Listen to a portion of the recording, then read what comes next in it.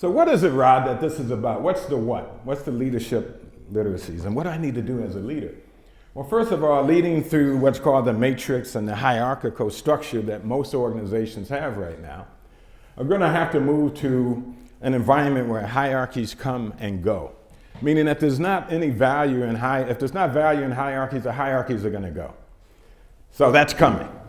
Secondly, the economies of scale, and that is the bigger the better we get, like when Norwest Bank was here and they got acquired by Wells Fargo, or all these companies that are buying up other companies, that's called economies of scales, right? Well, what's going to happen here in the future, and what the leaders have to be aware of, is a thing called economy of structures. And that's going to replace economies of scales. And what's exciting about that is you don't have to have as much money to do that.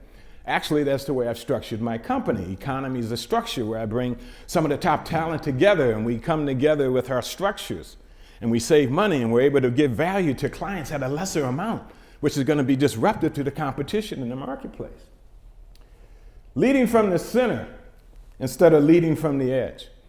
And this was a real mind opener for me as an executive. I kind of grew up in the old school way, right? Where they hired you, said, okay, here's your territory, here's your team, figure it out. If you need help, call me. And I loved that challenge, and I thrived under that environment. But then as a leader, one of the things that I realized when I got an employee satisfaction survey back, my employees were saying, yeah, well, you know, what we're doing is great, but we really want you involved with us. We want you to be kind of a co-passenger. And this was really kind of a mind shift for me, because I hired you, you should know what you're doing, you're a senior director. But there was that moment where I thought, okay, I can understand, I can change, I can modify. And when that happened, then I realized that leading from the center, you have to lead from the edge now. And what does that mean? That means you have to be on the front lines. So if you're still managing from a position of the center and you're waiting to hear things back from people, there's other organizations and companies out there that are going to be leading on the edge, and guess what? Either you're going to be replaced or your company's going to lose market share. And if you think I'm kidding, look at GE right now. Right? And Jeff Immelt tried to do as much as he could in that company.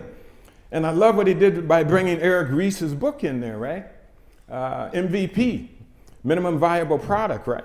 The lean startup, you heard of that. He was trying to create an environment in his company, but that was only a tool, right? He was missing some of the key pieces, which I'm going to share with you.